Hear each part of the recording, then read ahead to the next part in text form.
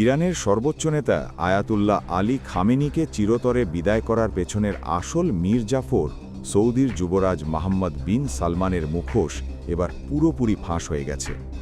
এটি কোনো রাস্তার মোড়ের শোনা কথা নয়, বরং রয়টার্স, ওয়াশিংটন পোস্ট এবং নিউ ইয়র্ক টাইমসের মতো বাঘা বাঘা আন্তর্জাতিক গণমাধ্যম ফলাও করে এই গাদ্দারির খবর প্রচার করছে। এখন তলে তলে যুক্তরাষ্ট্রের কান ভারী করে কিভাবে নিজের মুসলিম ভাইয়ের বুকে ছুরি বসানো হলো, সেই পিলে চমকানো তথ্য এখন সবার হাতে।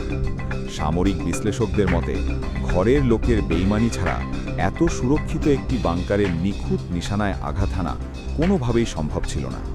ইসরায়েল ও যুক্তরাষ্ট্রকে দাবার গুটি হিসেবে ব্যবহার করে মধ্যপ্রাচ্যের দখল নেওয়ার এই যে শয়তানি চাল যুবরাজ সালমান চেলেছেন, তার কড়া মাসুল এখন রিয়াদকে দিতে হচ্ছে। পুরো দুনিয়াকে বোকা বানিয়ে সৌদি যুবরাজ সবার সামনে এমন এক সাধু সেজে থাকতেন যেন তিনি ভাজা মাছটি উল্টে খেতে জানেন না।